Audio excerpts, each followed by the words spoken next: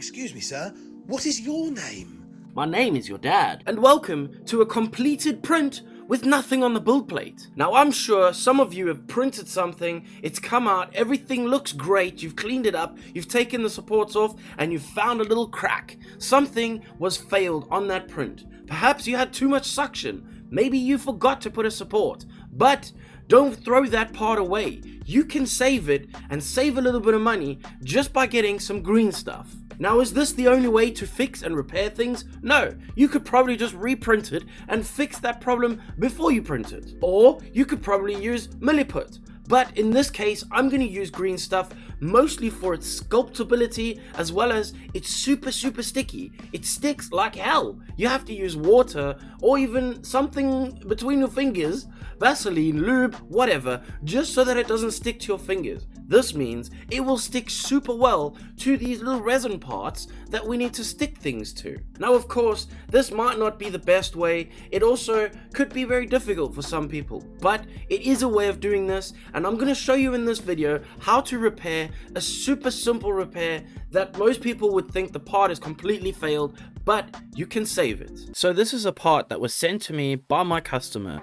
I'm busy painting Drizzt from, I'm not really sure, I think it's Magic the Gathering or D&D, I don't really know, but it's from some kind of nerd story. And basically, when this guy printed it, he obviously had some kind of issue, perhaps a suction issue on his printer, and essentially there was a little bit of an unsightly failure. So in order to fix that without having to reprint the part, I'm going to use a couple tools. The first thing is going to be green stuff, of course. I'm also going to need something to mold and shape that.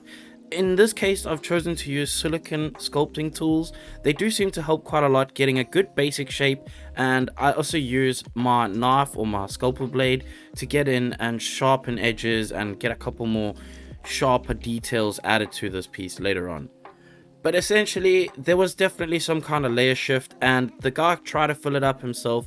I feel bad, but this can happen to anyone. Even the best of us can have a problem like this with the machine. But it is really easy to fix this. I'm going to take that green stuff that I had mixed together, and I'm going to start making a little bit of a worm, and I'm going to stuff that into the hole. At this point, I just want to be packing the hole up as full as possible so that I can start working on pretty much shaping all of this later on. Once it's nice and tight, I can start picking up the tools, and I'm going to start to shape these edges.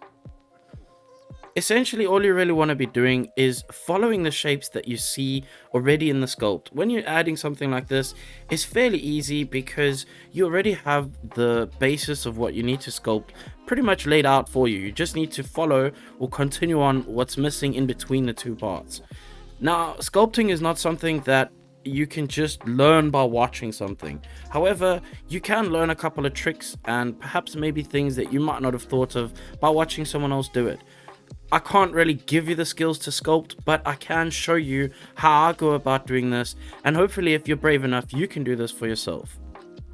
In order to move this super sticky green goo of death around, the best thing I've found essentially is to use water. I take a lot of water and I use this to move the stuff around. What will happen is it will help you to move the putty around, but it won't stick to your tool. If it's not wet, it will stick to your tool and it kind of picks up and it becomes a bit difficult. Over here you can see me adding a bit more bulk, as I found when the print had snapped off or broken in that area, it kind of lifted up in an awkward weird space, so I cut off some of the print and added a bit more green stuff there to shape that off. Once you've shaped most of the bulk of the area, it's time to come back in and start adding a couple of details using the blade. I'm going to cut off some pieces that may be excess. I'm also going to come in and press all tools that I can find. At this point, anything you can use, your finger, tissue, ruler, back of your friggin' paintbrush, absolutely anything is gonna work as long as it goes in the space and creates the kind of texture, or at least gives you the look that you're looking for. Try a bunch of different tools until you find what works best for you. So once I had got all the main bulk of everything shaped out and looking good, I went back in and I kind of just edged the pieces with the knife just to try and create the texture of the hairs. Follow what is already on the piece, so I essentially follow those lines off from the previous line that was before the green stuff. And this obviously makes it even easier. Once you've got something to follow, it's almost like you've got a little roadmap telling you how to do this. Now there was also a couple of little areas you can see where the layer shift had kind of messed up and created a few lines in the print. And to fill this up, I'm going to do a bit of milliput. And the reason I'm going to do milliput is because I can break this down with alcohol. Once it's broken down, it creates kind of like a watery paste which can be used almost like a wash. And you place it into the cracks and it kind of like sucks its way through, and basically once this dries up it fills the gaps. It's not a perfect thing, but it definitely helps to fill up quite a few gaps, especially in really awkward places like this where the last thing you want to be doing is filling in and sanding off, because that's definitely not going to be easy. During this, I will use an old paintbrush and I'll just kind of paint this all over the area. I want to try to guide it towards the cracks and holes. But once I've got it in the rough area, it will kind of draw itself into the holes and it will give it a slight fill, which I can then spray with the primer over, and it will kind of hide those marks for me.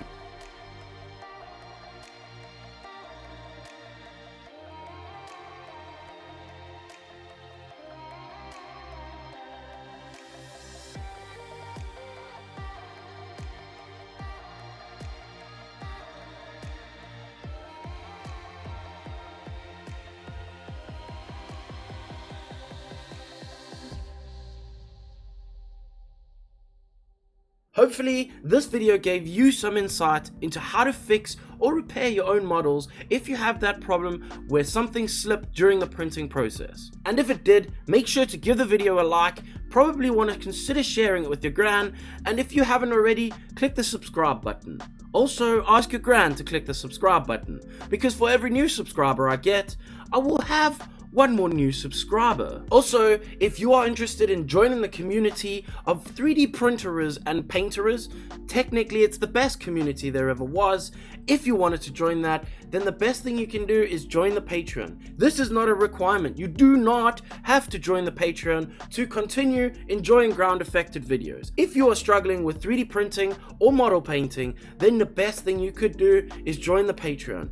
Like I said, you get access to the Discord, and in that Discord, there is much of information shared between all of our wonderful friends over on there. Now, of course, if you are struggling, that is one of the best places to be, or if you just need a friend, it's also a good place to be. Bear in mind, Facebook is a cesspool, and we do not want to go on Facebook to ask questions, because questions are never answered in the way they should be answered on Facebook. And that is one of the things that we tried absolutely 100% to squash in the Discord. You will not be treated like an idiot. Nobody is an idiot. No question is too dumb to ask. Make sure, if you're in the Discord, ask the questions. And also, you're more than welcome to help people with your knowledge as well. Our community is growing really fast, and the kind of people that we are attracting are all really good people. If you want to be part of it, make sure to check the link in the description below. Also, I couldn't be mentioning the Patreon without thanking the latest Patreons I got in the last week. Sean,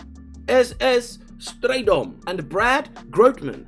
Thank you, my dudes, so much. It is because of your assistance that these lights are able to blind my eyeballs and I can sit here and talk to you about model painting. Now, of course, we are at the point of the video that I personally like the most.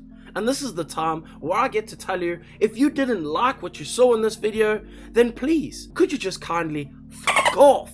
The water from Gibraltar don't taste like it oughta.